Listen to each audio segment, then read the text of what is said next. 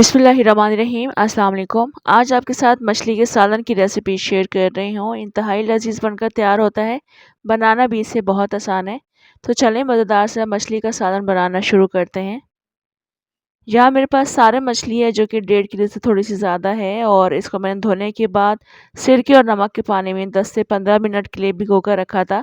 छन्नी में रखकर इसका तमाम पानी ड्रेन कर लिया है, इसको ड्राई कर लिया है क्योंकि अभी हमने इसको फ्राई करना है। अगर हम इसमें पानी रहने देंगे तो काफ़ी ज़्यादा फिर छींटें उड़ती हैं, तो इसका तमाम पानी आपने ड्रेन करना है। उसके बाद हम इसे बिल्कुल हल्की आँच पर फ्राई करेंगे और तकरीबन 2 से 3 मिनट के लिए फ्राई करेंगे, ऐसा जैसा कि अभी इसके ऊपर कलर आ चुका है, बस इससे ज़्यादा हम इसको फ्राई नहीं करेंगे। और दूसरी साइड से भी हम सेम यही कलर लेकर आएंगे। उसके बाद हम इन पीसेस को यहाँ से निकाल लेंगे।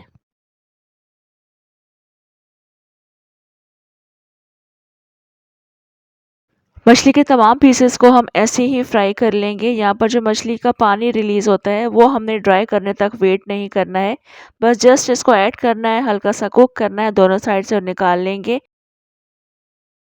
मछली को कुक करने के लिए मैंने एक बड़े साइज़ की कढ़ाई ले ली है। आप बड़े साइज़ का पतीला भी ले सकते हैं। हाफ़ टी स्पून मेथी दाना, 2-3 हरी इलायची, 3-4 लौंग डालने के बाद हमने इसको कड़कड़ाना है इसमें तकरीबन चंद सेकंड्स के लिए या आधे मिनट के लिए। और उसके बाद हमने इसमें प्याज का पेस्ट ऐड करना है। ये 2 दरमियानी प्याज का पेस्ट है। मिक्स करने के बाद प्याज का तमाम पानी ड्राई कर लेंगे। प्याज को भून लिया है, चम्मच पे लेकर के इस तरह से चेक कर लेंगे, बबल्स बन रहे हैं तो फिर हम इसमें एक बड़े साइज़ के टमाटर का पेस्ट बनाकर शामिल करेंगे। साथ ही हम इसमें कुछ हरी मिर्चों को भी पेस्ट बनाकर ऐड कर देंगे। ये 4 से 5 तेज़ वाली हरी मिर्चें हैं। मिक्स कर लेंगे इनको। अब इसमें 1 टेबल स्पून लहसुन का पेस्ट, 2 टेबल स्पून अदरक का पेस्ट ऐड करेंगे। इसको भी मिक्स कर लेंगे। अब इसमें हस्ब ज़ायक़ा नमक शामिल करेंगे। हस्ब ज़ायक़ा इसमें पिसी हुई मिर्चें शामिल करेंगे।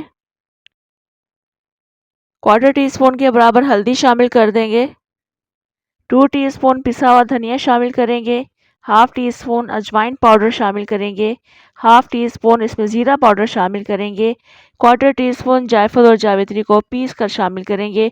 आपने ये कम मिकदार में लेनी है, बस इतना पीसने के बाद क्वार्टर टी स्पून हो जाए। इसको शामिल करने के बाद मिक्स कर लेंगे। टमाटरों का तमाम पानी ड्राई कर लेंगे। इसको ड्राई करते हुए काफ़ी ज़्यादा छींटें उठती हैं, तो ढक्कन को हम थोड़ा सा खोल कर इस तरह से ड्राई कर लेंगे इसका तमाम पानी। मसाला इस वक्त मैंने भून लिया है, आप देख सकते हैं तमाम पानी इसका ड्राई हो चुका है। अब हमने इसमें दही भी शामिल करनी है।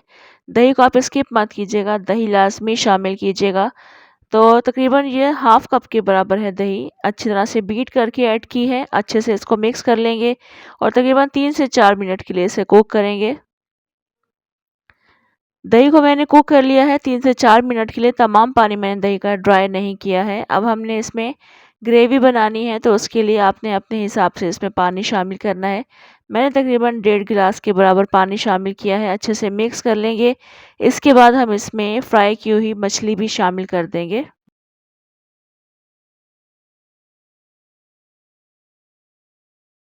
मछली को फ्राई करके मैंने जिस प्लेट में निकाला था उस प्लेट में इस मछली का पानी भी है, तो ये पानी ज़ाया नहीं करेंगे, ऐड कर देंगे यहाँ पर। उसके बाद हल्का सा इसको मिक्स करेंगे, कवर करके रख देंगे बिल्कुल दम वाली आंच पर तकरीबन 10 से 12 मिनट के लिए। मछली का सालन इस वक्त बिल्कुल रेडी हो चुका है। आप देख सकते हैं पानी थोड़ा बहुत इसका रिड्यूस हुआ है और मछली भी बहुत ज़बरदस्त बन चुकी है। इस वक्त जेंटली इसको मिक्स करना है और ज़्यादा चम्मच भी आपने इस पे नहीं चलाना है। तो बिल्कुल लास्ट में कसूरी मेथी शामिल करेंगे, पिसा हुआ गरम मसाला शामिल करेंगे, हरा धनिया शामिल करेंगे और जेंटली मिक्स करते हुए कवर करके रख देंगे थोड़ी देर के लिए। उसके बाद इसे डिश आउट करेंगे।